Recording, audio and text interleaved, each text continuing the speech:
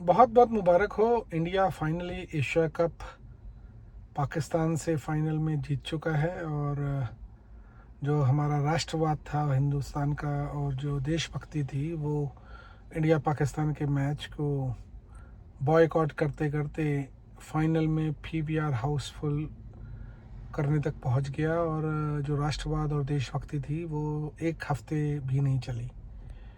और उस पर मज़ेदार बात यह है कि जिस तरीके से सूर्य कुमार यादव आकर कह रहे हैं कि मोदी जी खुद आगे खेल रहे थे, तो बहुत ही स्मार्ट मूव है क्योंकि वो बुरी तरह फ्लॉप हुआ। Surya Kumar Yadav Sky Asia Cup में पूरे गेम्स में सिर्फ 71 रन बना पाया।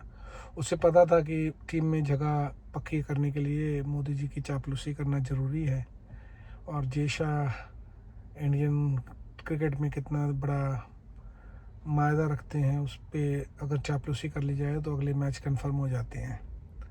तो जिस तरीके से उन्होंने कहा कि जिस तरीके से भारत खेल रहा था ऐसा लग रहा था मोदी जी ही पैड पहन कर आगे आकर खेल रहे थे। बहुत ही चापलूसी भरा कदम और एक शर्मनाक, बहुत ही शर्मनाक और पर बेशर्म लोगों से और क्या उम्मीद की जा सकती है। और जहाँ तक बेशर्मी की बात है, उनका लीडर तो मोदी है ही है। भारतीय टीम ने बिल्कुल भी स्पोर्ट्समैनशिप नहीं दिखाई। ऐसा लोग कह रहे हैं कि हाथ नहीं मिलाया पाकिस्तान और एशिया जो क्रिकेट के अध्यक्ष नकवी साहब से कप नहीं लिया।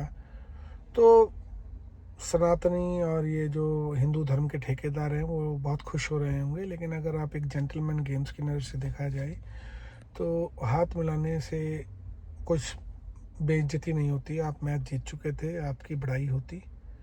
और भारतीय टीम जिस तरीके से बिहेव कर रही थी कि हम हाथ नहीं मिलाएंगे तो बड़े देशभक्त हो जाएंगे।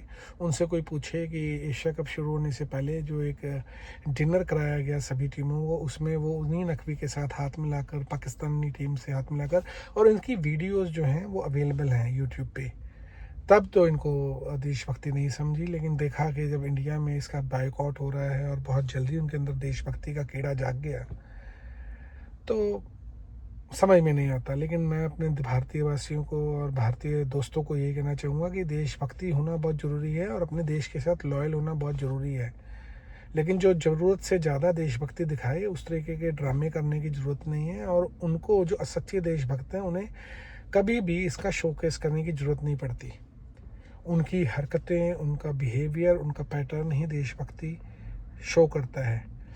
अगर आपको ये प्रोपागेंडा ही करना है तो आप रिटायर हों और बीजेपी ज्वाइन करें, जो कि राष्ट्रवाद का ढकोसला लोगों को देती है और पखंड करती है, जबकि सबको पता है कि उसी के मेंबर्स जो हैं आईएसआई के लिए स्पाई पकड़े गए हैं, जो भारत में जासूसी करके पाकिस्तान को डिटेल्स देते हैं। तो ये ढकोसला बंद होना चाहिए और मैच को मैच की तरह या तो बिल्कुल मत खेलो, अगर खेल रहे हो तो उसको पूरी भावना के साथ खेलो। उस मैच में जहाँ पर आप जीत भी सकते हो, हार भी सकते हो, उसको वॉर ना समझा जाए। वो एक सिर्फ गेम है। अभी तो बहुत बड़े बड़े भाषण न्यूज़पेपर्स और मीडिया, गोदी मीडिया फैला रहा है कि भारत ने किस तरह पिटकनी दी। जस्ट सोचने के लिए, तर्क के लिए, अगर इंडिया उस मैच में हार जाती तो क्या हम मान लेते कि इंडिया पाकिस्तान से वॉर हार गई? मैं पर्सनली तब भी उसे कहता है कि गेम था। एक पर्टिकुलर दिन में हार जीत का फैसला उस दिन की परफॉर्मेंस करती है।